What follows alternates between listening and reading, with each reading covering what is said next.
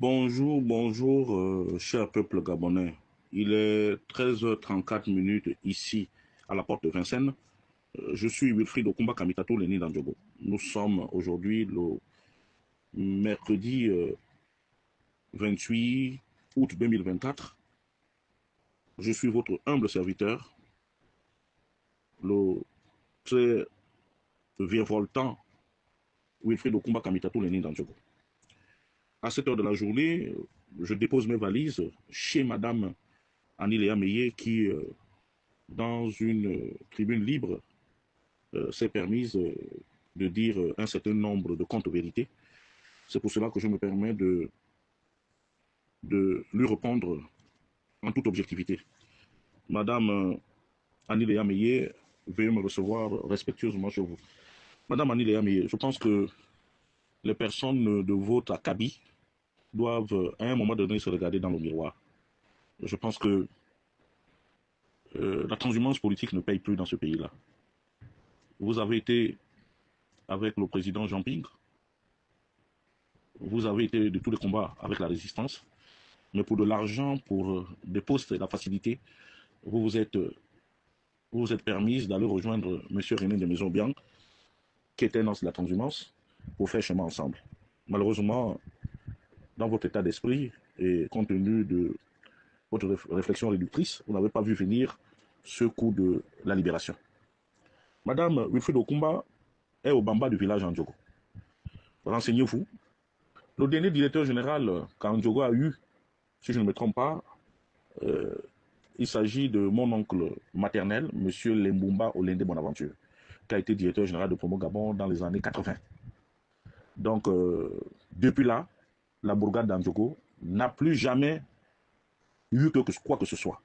Parce que les gens estiment que nous sommes des Obama et que nous sommes des sous-hommes.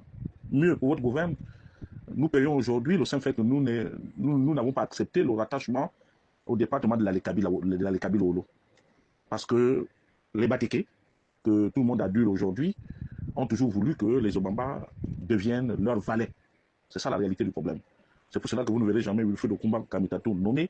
Vous ne verrez jamais les fils et filles d'Andjogo occuper d'importantes fonctions parce que nous sommes considérés par les Batéké qui ont toujours eu le pouvoir par procuration comme étant des sous-hommes. Et ce que je vous dis là, c'est valable pour tous les Obama. Bon, le coup de la libération est arrivé, c'est vous qui avez vite chanté lorsque Oligui Nguema a pris le pouvoir, puisqu'il est de père Fang et de mère Teke de Ngoni. Il est allé chez vous à Oyem, en bon tribaliste, il est arrivé, il a vendu, il a donné les postes à ses parents, aux parents de son père. Bon, tous les Fangs, comme tout le monde sait que le Fang, pour le pouvoir et les postes, c'est comme la relation qu'il y a entre les abeilles et le miel. Donc, vous avez pensé à un moment donné que vous étiez des super hommes et que vous auriez tout simplement parce que M. Briskoté Oligui Nguema a du sang-fang. Mais aujourd'hui, l'histoire nous a tous rattrapés qu'il y a Fang et Fang. Les Fangs qui comptent aux yeux de Briskoté Oligui Nguema, ce sont les Fangs du canton Bissok. Vous qui êtes d'Oyem, vous qui êtes de Minzik, vous qui êtes de Mivoul, de Medouné et autres et tout, vous ne comptez que pour du beurre. Madame Annie Léameye, vous avez fait bien de le relever. S'agissant du Haut-Togo, vous avez vu que Ngoni est devenu pratiquement la plaque tournante. C'est-à-dire que allez-y là-bas voir, quand les gens de Ngoni arrivent, combien de 4x4 traversent le pont de Saint-Hilaire pour aller dans leur village. Ils ont eu le pouvoir, et ils ont préparé la prise de pouvoir depuis, même sous Omar Bongo. Puisque la réalité des faits, c'est qu'Omar Bongo n'est pas à Togover. C'est une histoire qui a été trafiquée comme celle de l'épouse du président Léomba dont on parle, dont j'en ai fait état. Léomba est bel et bien centrafricain. Léomba n'a rien à voir avec le Haut-Togo. C'est une illusion de pouvoir qu'on nous a toujours fait croire. Maintenant, aujourd'hui, les Batéké ont un vrai président. Vous avez su le relever dans vos écrits en disant que les Batéké sont matrilinéaires. Ben, c'est bien. Maintenant, quelle est votre positionnement aujourd'hui par rapport à Oligui, Madame Annie Ameye? C'est la question que je vous pose. Quel est le positionnement réel des femmes qui sont victimes de cette escroquerie politique? Parce que là, nous avons en face de nous une escroquerie politique. Dites-moi, quelle est la position réelle des femmes du Wellington par rapport à ce que vous vivez? Nous, dans le Haut-Togo, lorsqu'il s'est agi, lorsque j'ai parlé de la remontada, parce que j'estimais qu'il n'y a que des imbéciles qui ne peuvent pas changer. Mais j'ai compris que Oligui Nguema n'a pas le temps des Obama, il n'a pas le temps des Ndoumou, il n'a pas le temps des Mbangouin, il n'a pas notre temps. Il n'existe pour lui que les Batéké de Ngoni. Donc, chaque Atogovéen aujourd'hui doit faire son introspection par rapport désormais à ses rapports, par rapport désormais à son soutien avec M. Brice Clotaire Oligui Nguema. Mais sachez que dans nos différentes communautés, nous allons toujours avoir des parasites parce qu'il y a ce côté où il n'existe pas un état de droit. Le problème du Gabon, c'est que les populations sont mal éduquées et qu'il n'y a pas un état de droit. Et Oligui surfe sur les décrets, puisque le décret peut sortir un individu de la pauvreté à la richesse. Parce que le Gabon est le seul pays au monde où on est zéro, mais à cause d'une nomination, curieusement, on devient riche.